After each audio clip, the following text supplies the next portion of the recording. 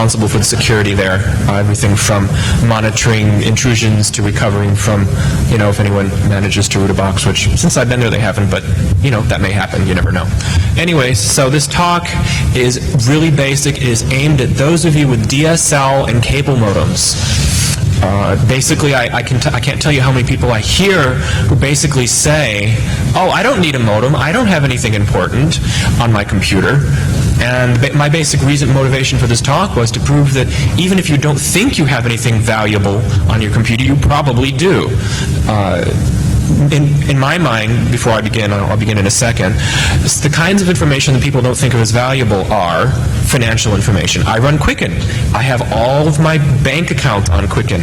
Well, if I have a Windows 98 machine that is connected by default, and I'm unfortunately silly enough to share my C drive, people can download my Quicken, and there's Quicken crack programs, and they can get my password, and they can pay my bills for me, or their own.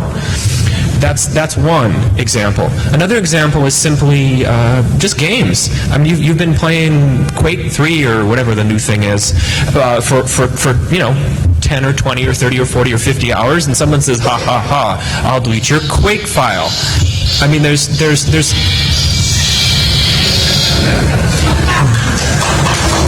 Thank you for the interruption. Anyways, but there are actually valuable pieces of information that you wouldn't think of as valuable. How would you like to have to reformat your pretty new HP? You know how long it takes to install Windows 98 if you've never done it before, and even if you know how? Anyways, I'm going to begin now because it looks like we're kind of settling down. So, the title of this talk is Home-Based Firewalls and Why You Need Them. Newbie track. There we go.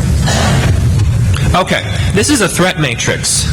I'm going to explain it to you. Along the top axis are threat, OS, the type of technology, cable, DSL, or modem, and then I'll just go down really briefly and explain this. Basically, the first threat is the network neighborhood. Microsoft's infinite, let's share our network with the world.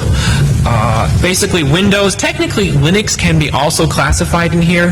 If you're using something called Samba, Linux can export file systems just like Windows can. And the Samba, unfortunately, in Linux suffers from all of the same security problems in some respects that the Windows one does, unless you set it up right, and it's kind of hard to set up right.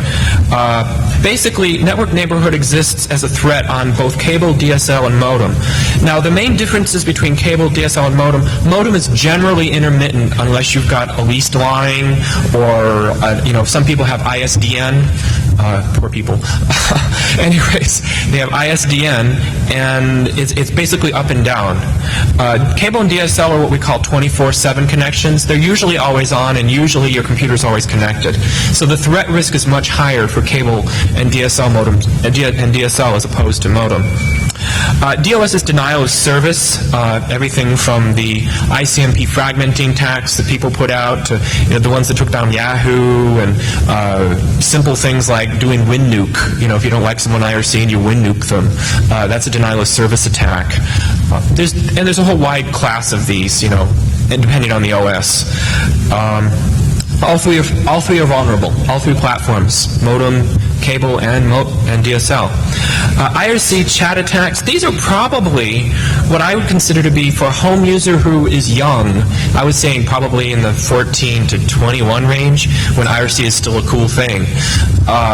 Basically, that's your